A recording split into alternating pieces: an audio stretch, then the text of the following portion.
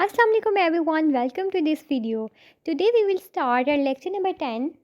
But before that, do not forget to subscribe our channel and press the bell icon. In today's lecture, we will study the complete diode model.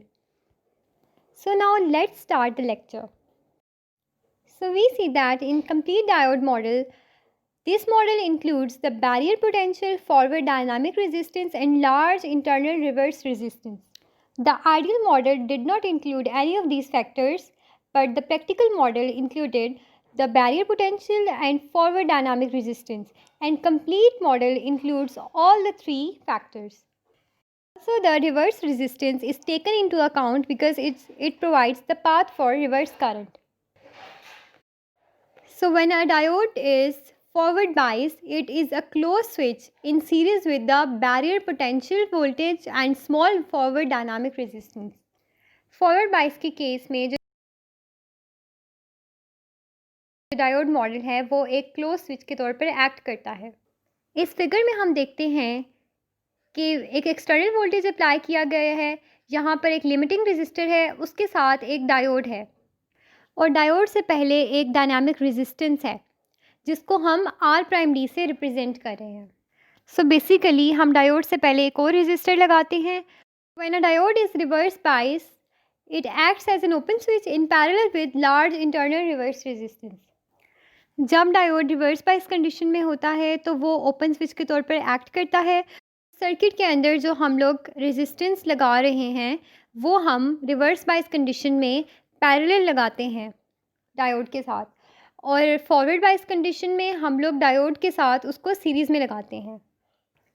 Since the barrier potential does not affect the reverse bias, hence it can be neglected. Reverse bias के case में हमें पता है कि barrier potential का कोई effect नहीं होता, तो हम उसको इजीली निगलेक्ट कर सकते हैं। So now we see the characteristic curve for the complete diode model.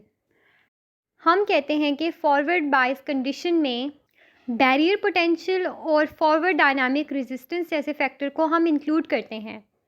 सो जब हम इनको इंक्लूड कर रहे हैं तो डायोड जो है उसके अक्रॉस वोल्टेज होता है जो कि VF होता है, फॉरवर्ड वोल्टेज। सो ये जो फॉरवर्ड वोल्टेज होता है it consist of the barrier potential voltage plus the small voltage drop across the dynamic resistance. So this is indicated by the portion of curve to the right of the origin.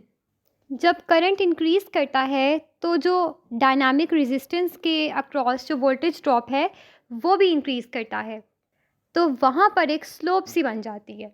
सो अब हम देखते हैं कि forward और reverse bias के case में forward voltage और forward current और रिवर्स वोल्टेज और रिवर्स करंट की क्या वैल्यूज़ और क्या फॉर्मूलाज हैं। सो अब अगर हम लोग फॉरवर्ड बायस सर्किट डायग्राम को देखें, सो जो फॉरवर्ड वोल्टेज है वो किसके इक्वल होगा? एक तो वो वोल्टेज ड्रॉप के इक्वल होगा जो 0.7 वोल्ट्स है, प्लस वो उस वोल्टेज के इक्वल भी होगा जो कि इंटरनल रिवर्स रेजिस्टेंस प्रोवाइड कर रहा है। सो इसके वोल्टेज को हम क्या कह सकते हैं? इसको हम कह सकते हैं कि IF into R prime D, क्योंकि V क्या होता है? V is equals to IR।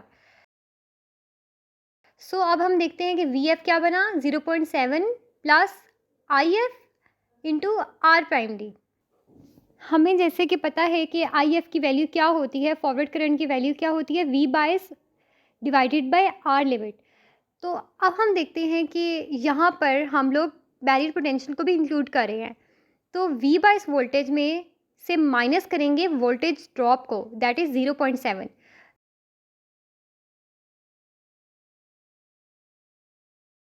तो क्या बनेगा? IF is equals to V bias minus 0.7 voltage divided by, हम क्या कहते थे? R limit. लेकिन यहाँ पर दो रेजिस्टर्स यूज़ हो रहे हैं, एक तो यूज़ हो रहा है लिमिटिंग रेजिस्टर और एक यूज़ हो रहा है इंटरनल रिवर्स रेजिस्टेंस, तो इन दोनों का सम आ जाएगा। So IF is equals to V bias minus 0.7 volts divided by R limit plus R prime D. So reverse bias के केस में रिवर्स करंट 0 होगा और reverse voltage V bias minus VR limit के equal होगा। So आज का lecture इधर ख़त्म करते हैं। आई होप सो आज का लेक्चर आपको अच्छे से समझ आ चुका है। अगर फिर भी आपको कोई प्रॉब्लम है तो आप कमेंट्स में मुझसे पूछ सकते हैं। Till then, thanks for watching this video and do like, share and subscribe our channel, our Instagram page and stay tuned for more content.